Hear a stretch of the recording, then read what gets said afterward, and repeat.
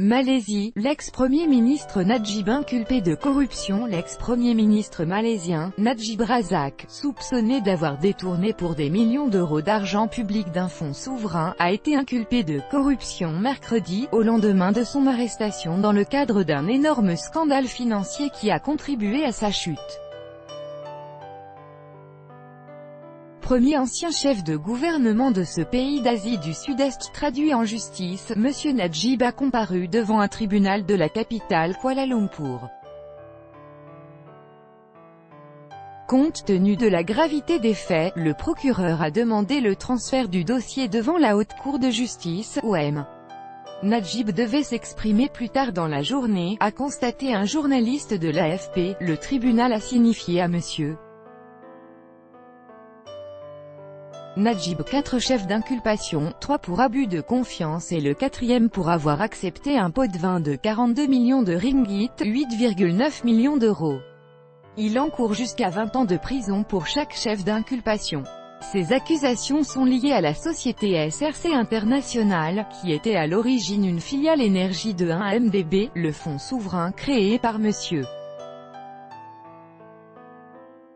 Najib à son arrivée au pouvoir en 2009, aujourd'hui endetté à hauteur de 10 milliards d'euros.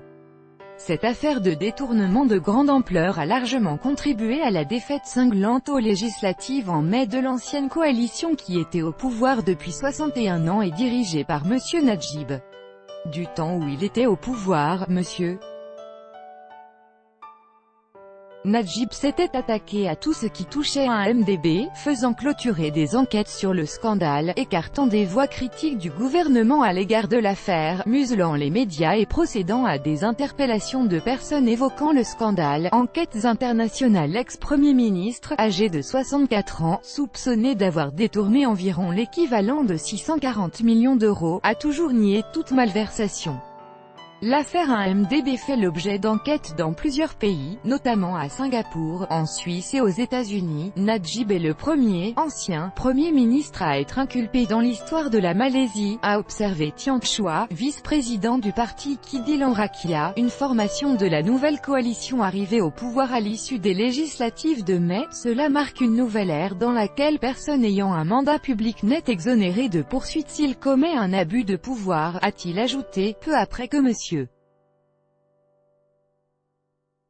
Najib a quitté le pouvoir. La police avait révélé avoir saisi des centaines de cartons contenant des sacs à main de luxe remplis d'argent et de bijoux, lors de perquisitions dans le cadre de l'enquête pour détournement de fonds visant celui qui fut Premier ministre jusqu'à mai 2018, le nouveau gouvernement issu des législatives, dirigé par le Premier ministre Mahathir Mohamad, 92 ans, avait annoncé qu'il souhaitait récupérer les fonds détournés de la société publique Malaysia Development Berhad, 1MDB, 12 000 bijoux. Dans un communiqué diffusé mardi soir, des proches de M.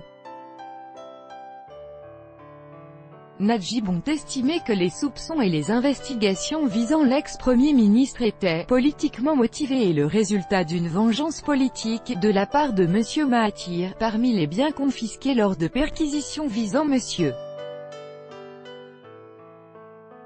Najib figurait une immense collection de quelques 12 000 bijoux, dont 1400 colliers et 2200 bagues.